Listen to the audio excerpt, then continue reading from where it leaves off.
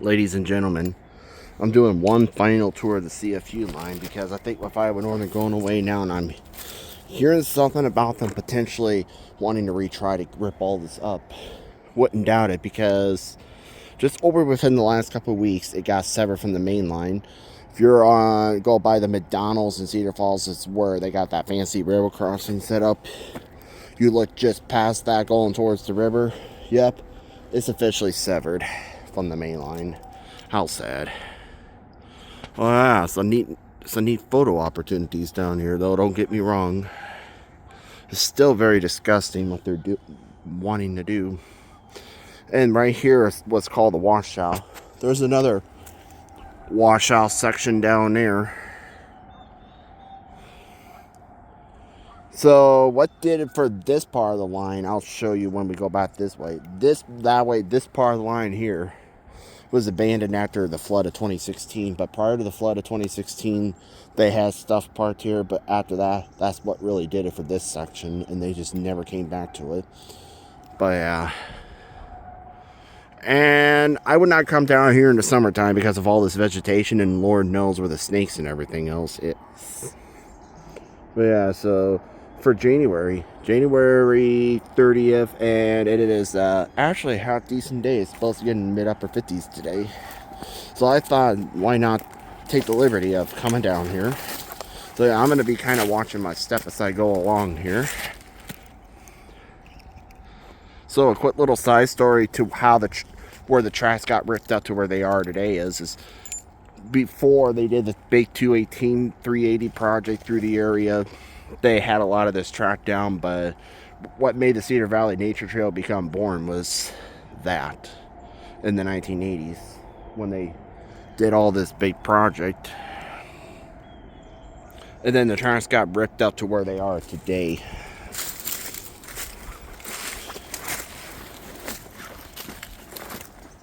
So yeah, I'm watching my... So don't mind if it's out of focus. I think what's more important is watching my step here.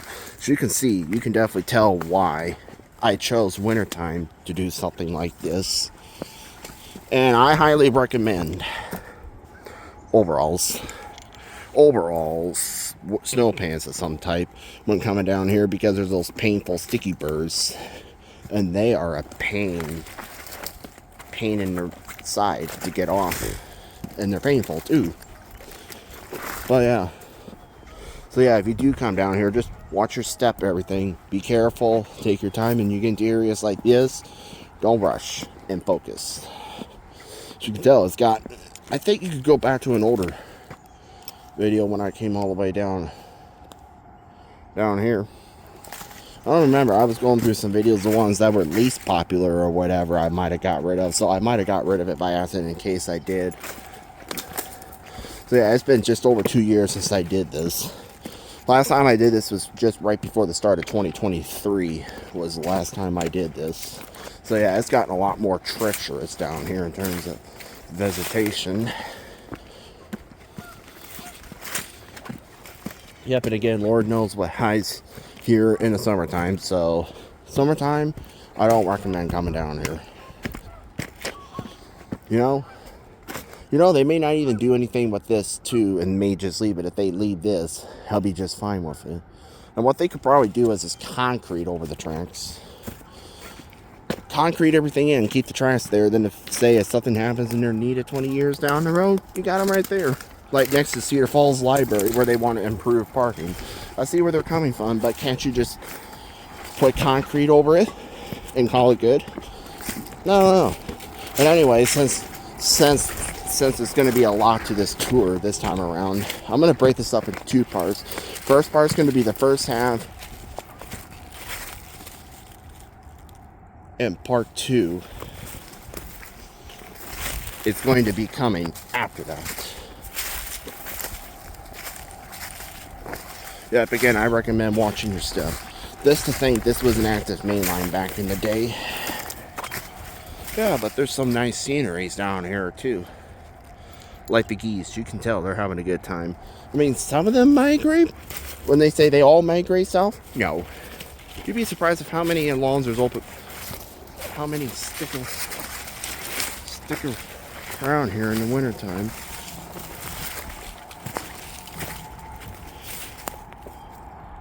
Looks like that person's going that way. I thought at first it was like, oh shoot. It's going further away, so. Yeah, it is extremely treacherous down here, as you can tell. You can kind of call me a railroad historian, but anyway, just a quick reminder, I'm not doing all this in one day. So I'm going to do this in over down in that main section and these little side ones. That's part one. Then part two will be going through downtown to just where, not far from where the Cedar section is. That will be part two, and that will come whenever I get the chance. Yeah, she does. It's extremely treacherous down here.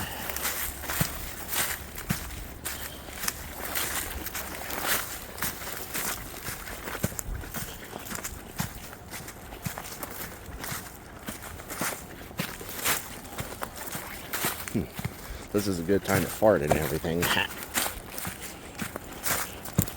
Because if I gotta do a lot of farts down here, this is the perfect place because nobody really notices.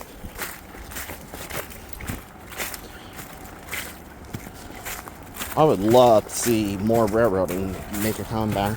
At one time in Iowa, you only would be able to go the furthest, I think, was 12, 15 miles, something like that, without a rail line. But today, that's not like that, sadly. There's a lot of main lines, but there was a ton of spur lines at one time.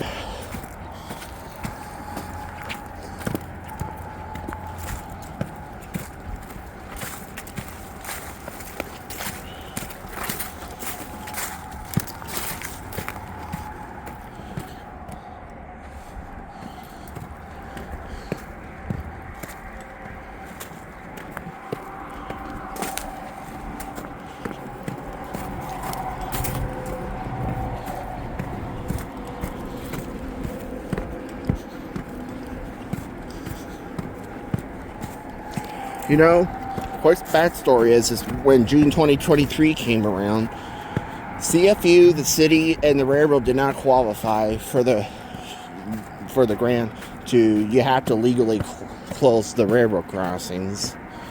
And that cost money, and they did not qualify. But I hate to say it, with the Iowa Northern going away here in the very, very present time, almost present time, I want to say, that's probably going to change.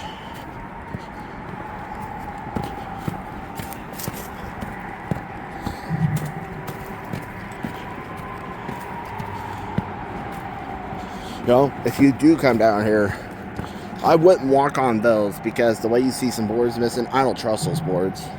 This, just be careful. Watch your step and take it slow. I just love how crystal clear and calm that water is.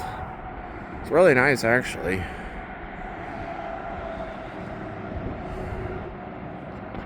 I shall take some photos. And that's the nice thing about these newer phones is you can take photos at the same time while doing the video. I really like them. Oh, almost lost my step there. Careful, Don. Don't drop your keys or phone. You're SOL if you do. So I'm gonna probably just look straight ahead a second. So sorry if I felt kind of a weak spot on the board. Oh boy. It's not like it's a 100-foot drop down there at all. Now, if this was 300-foot drop down there, I wouldn't even.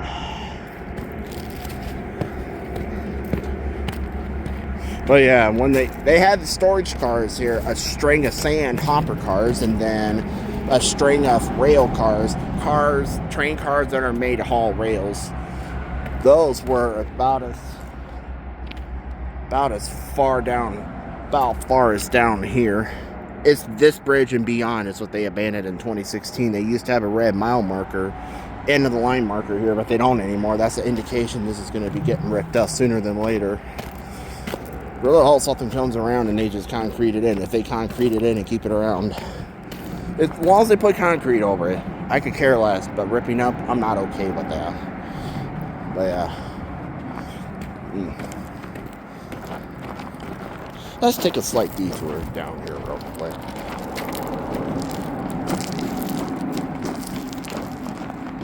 I think it's easier to come down than what it is up.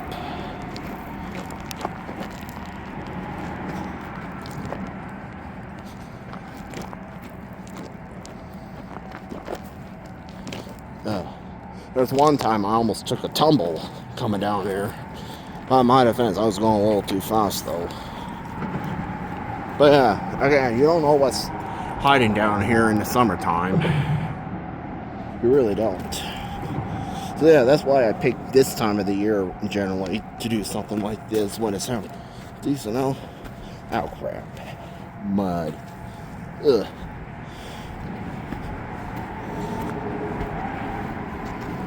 Hey, this reminds me of the desert. I mean, even though I've never been to the desert.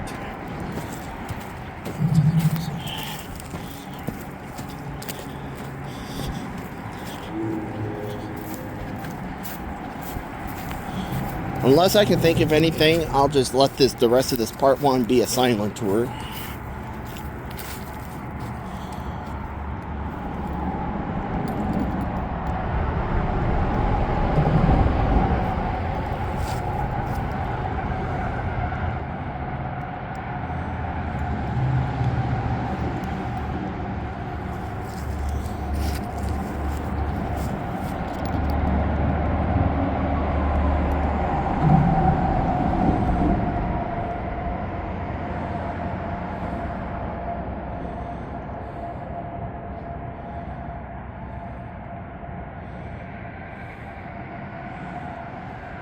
Hang on, I have to reply to a text here. So yeah, sorry about that.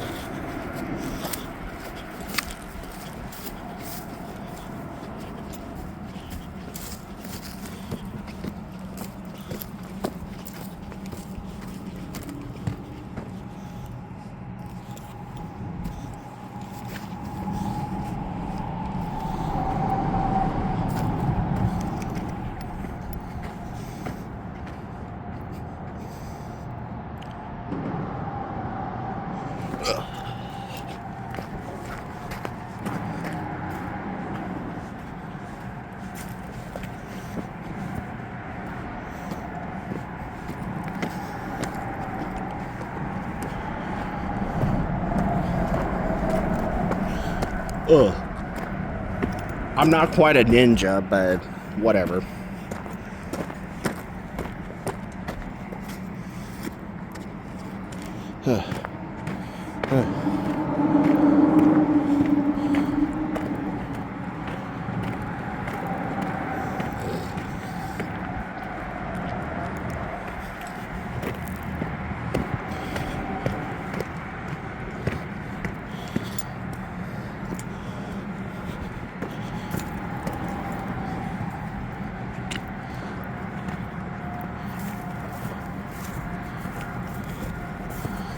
Pretty sure these aren't needed for this anymore. But one red flag I have had about them going forward with this is when they removed the red and the line marker by that bridge. That was kind of an automatic red flag to me about them going forward with this.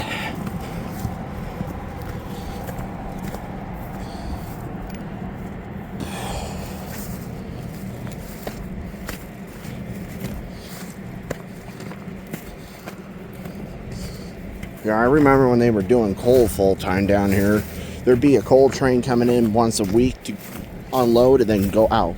So a couple movements a week.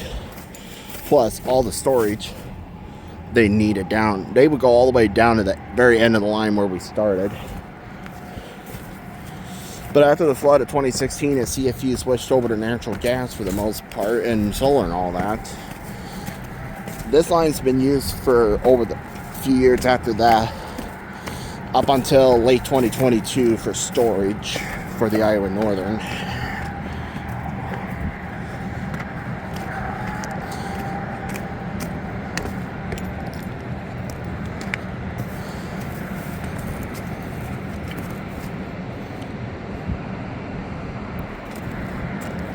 Big tree.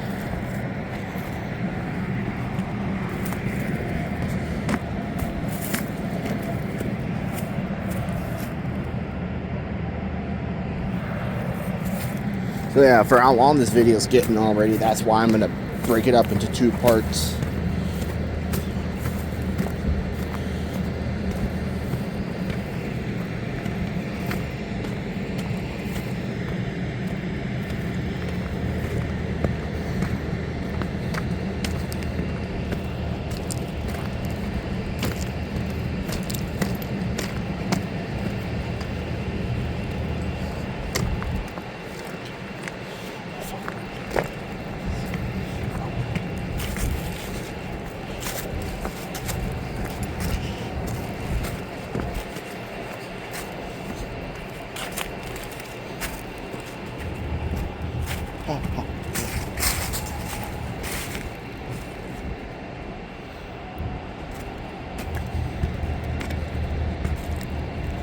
Yeah, it looks like they ripped that part of it over there up already.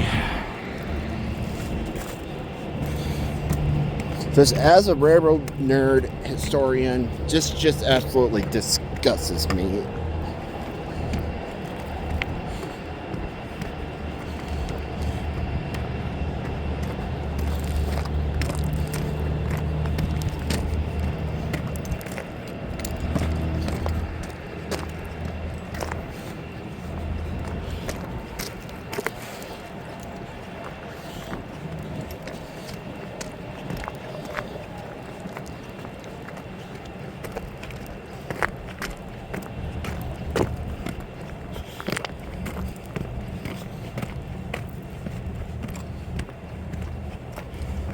So you can tell, this was a former railroad crossing at one time, and I almost face planted because I forgot that was there.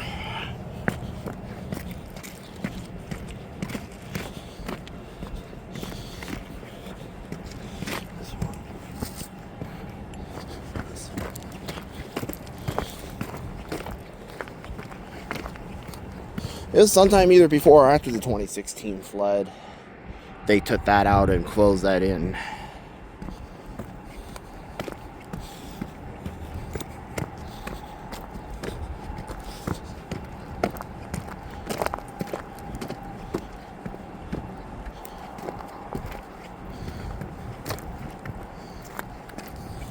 I remember when this used to be very full all the time.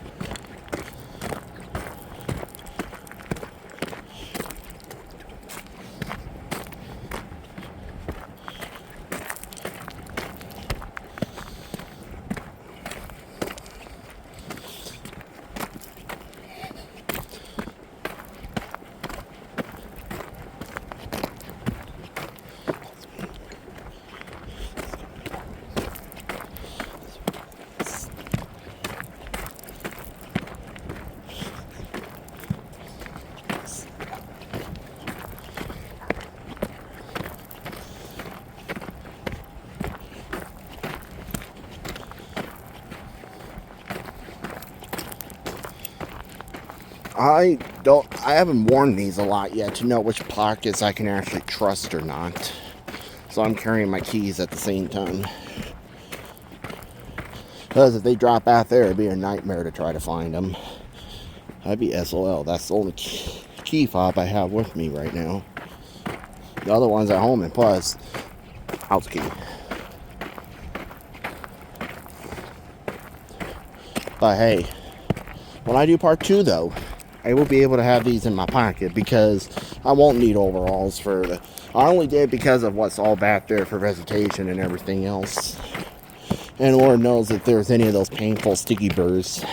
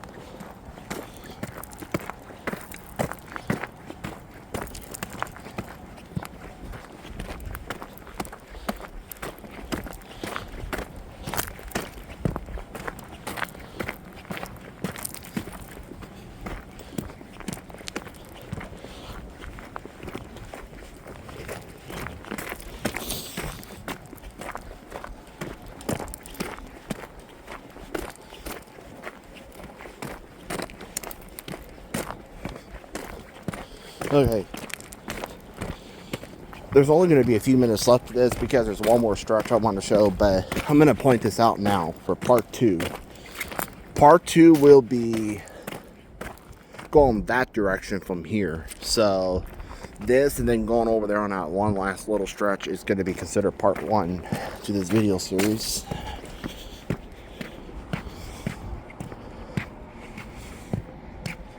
Down that way beyond is going to be part 2 whenever it happens. No rush. Because I don't think they're going to do anything over the winter much anyways.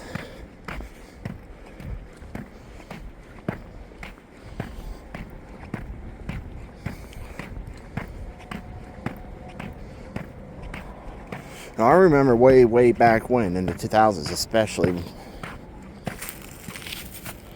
they would actually often keep line of coal cars here too, and Iowa Northern Power on standby.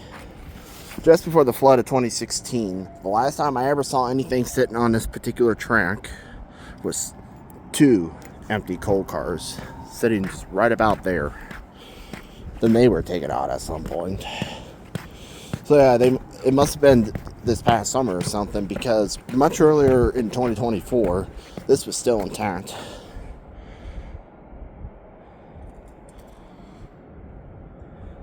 Ridiculous. See? Stuff like this just aggravates me. If you were a train enthusiast and historian yourself, you would understand where I'm coming from. Do a lot of these communities realize that the railroads back in the day played a big part of how a community was born? Because back in the day, we did not have the highway system, trail systems we do have today. They are really the backbone to our country.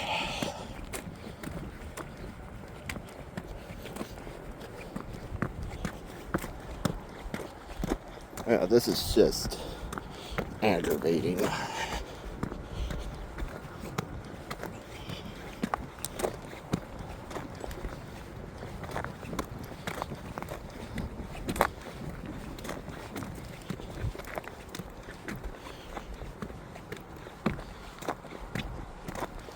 There's a lot of work, too, to take tracks out. I don't get why. Save yourself the trouble and time. Just leave them in place. Turn them into like little rail bikes program in the summertime or something that could help benefit the city and CFU. I like what the Boone and Scenic Valley Railroad does. But I do like either on the weekend or summertime rail bike program. I mean, the tracks might be shiny, but don't let that fool you. You can see if there was, I mean, they can still shine, but if that rust was not there and it was purely shine, then you know that it was used. But just don't let that fool you.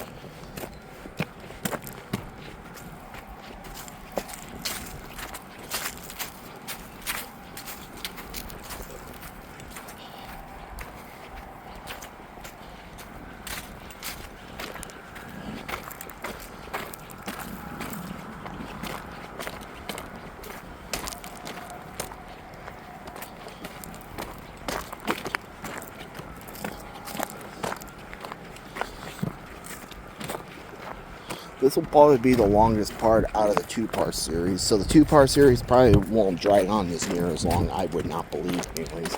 There's no treacherous vegetation to get through though.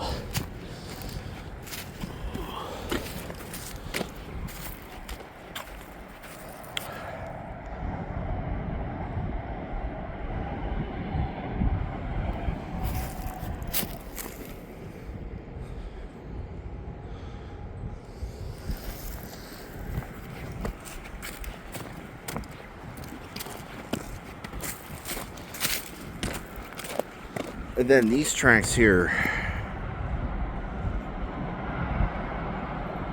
they curve over there and end over there. Or actually not all that too long ago, before more rail ripping up projects started, the line actually went further into the south side of Cedar Falls. This did, but then they ripped it up to where it is today.